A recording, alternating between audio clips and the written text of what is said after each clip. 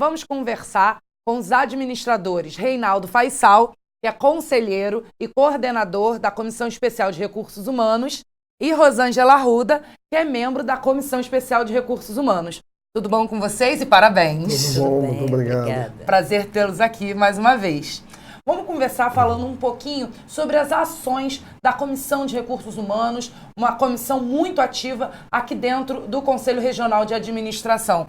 Como é que está andando isso, Faisal? Bom, o nosso viés tem sido sempre buscar a atualização de todo o sistema de recursos humanos, né?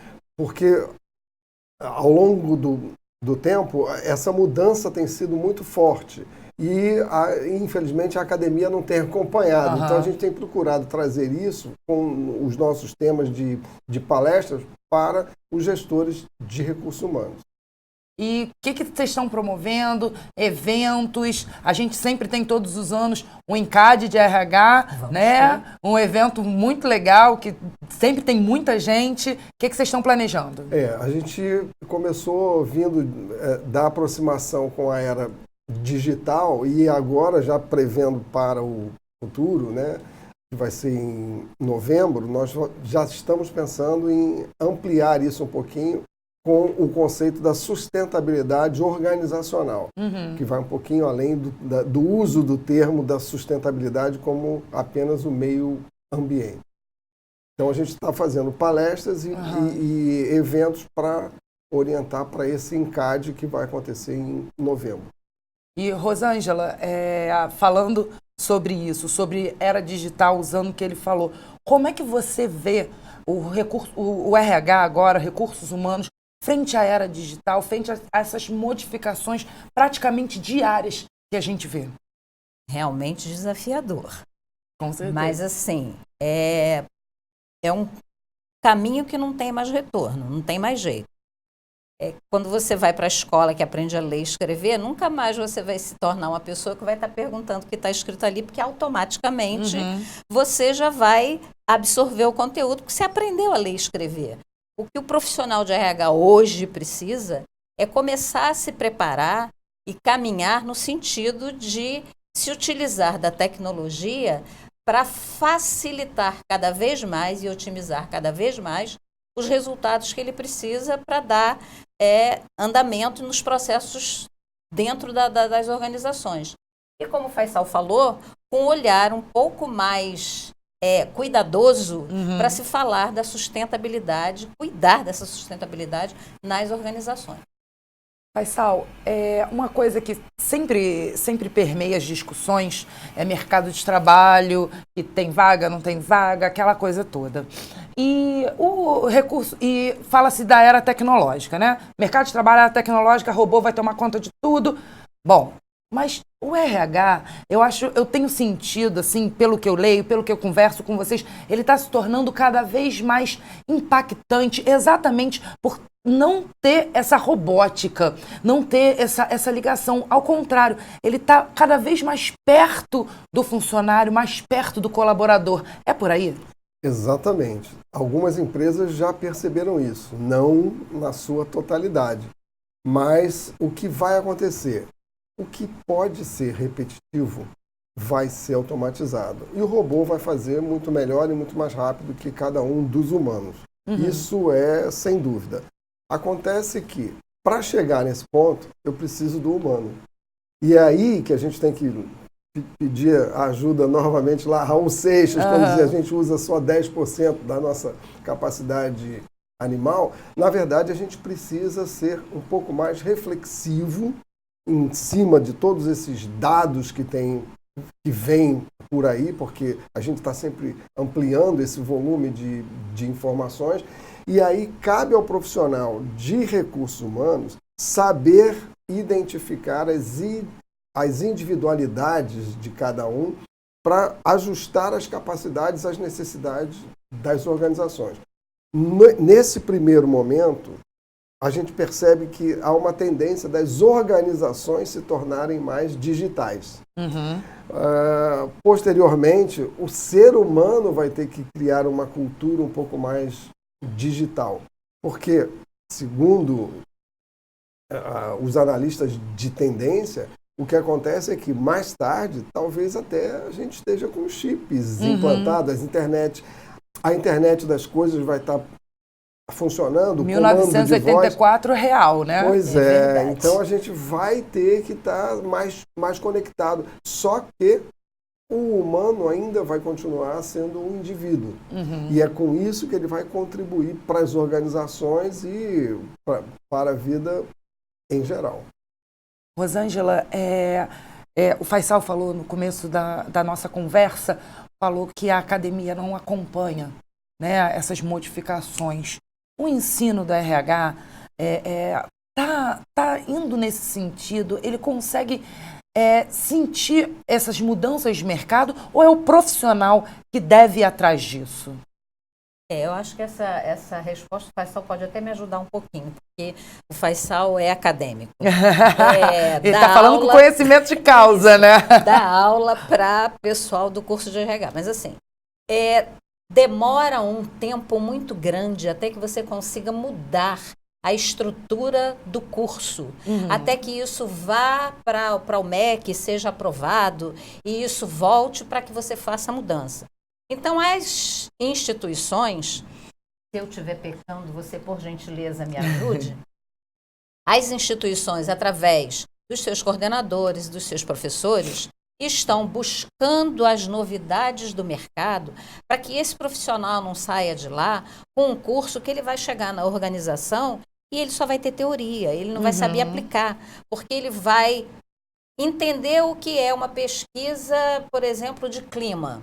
Ele entende até como se faz, mas ele vai trabalhar num local em que tem lá um software que você só escolhe as perguntas ou completa algumas perguntas, dispara por ali mesmo pela máquina, recebe as respostas e não precisa nem olhar a resposta, porque o relatório, o próprio sistema vai te dar.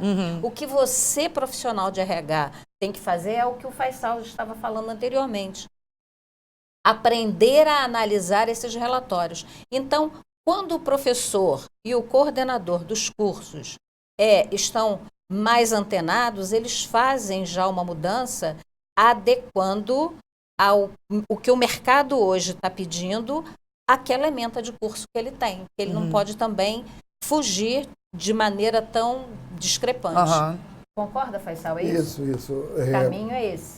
É muito importante alinhar toda essa linguagem digital que vem por aí, né? Quer dizer, que já está aí, com os conceitos básicos que estão pré-determinados e que foram objeto de autorização dos cursos, né? Então, existe todo um modelo a ser modificado, mas que requer estudo, não é simplesmente sair mudando por aí. Claro. Então, é preciso que a gente escolha os critérios para fazer essa mudança, para que isso realmente possa pegar toda a sociedade educacional, né? A era digital veio para ficar, mas o olho no olho é imprescindível, né? Durante um tempo. Durante um tempo, você acha? Veio para ficar durante um tempo. Eu acho que vai chegar um ponto que ela vai evoluir também. Então, o problema Mas o que será que espera a gente depois dessa era digital? Eu tenho medo. Agora vamos retroagir um pouquinho. Quando o homem inventou a máquina de datilografia, por exemplo, não imaginava que um dia não precisasse nem, basta você falar que já sai fazendo. Então, são mudanças que vão acontecendo. Com o uso do digital, o próprio digital vai acabar evoluindo e eu acredito que vai sair alguma coisa nova. Assim como ele nasceu, né, ele vai evoluir também. E eu acho que num tempo mais rápido do que a gente imagina. Né? Isso com certeza. Que pode acontecer. As coisas acontecem cada vez mais rápido. Né? As mudanças são cada vez... Os ciclos são mais rápidos. Né?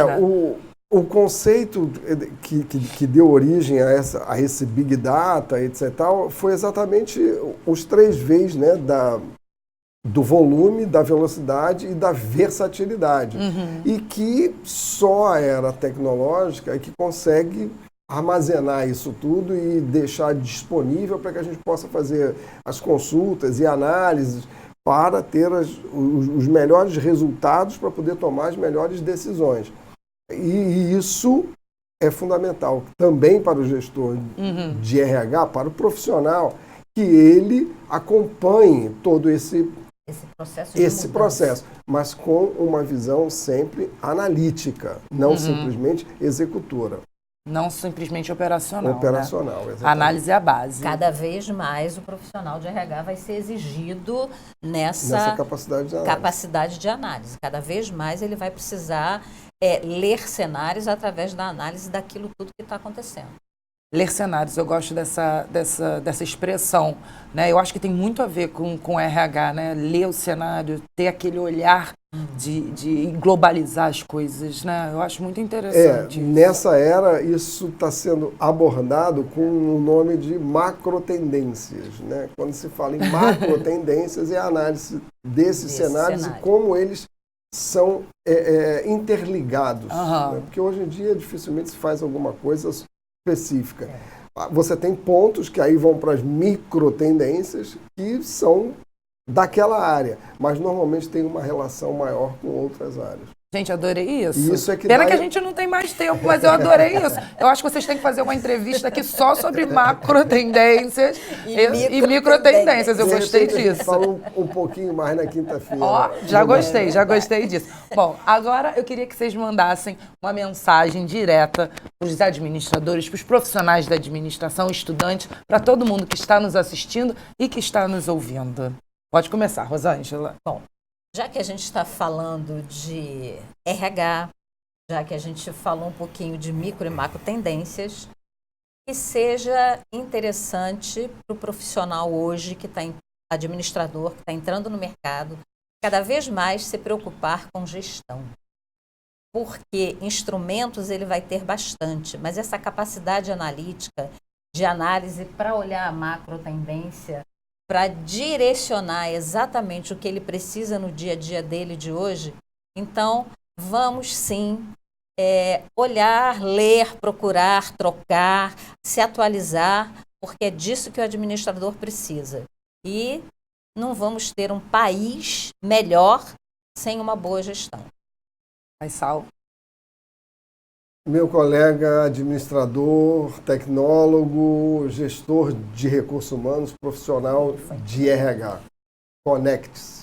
Mantenha-se bem informado e com uma boa network dentro da área para que você possa acompanhar toda essa evolução que a área vem passando, além de buscar contribuir através das comunidades de prática com a sua experiência junto aos demais, assim como nós aqui no CRA temos feito sempre.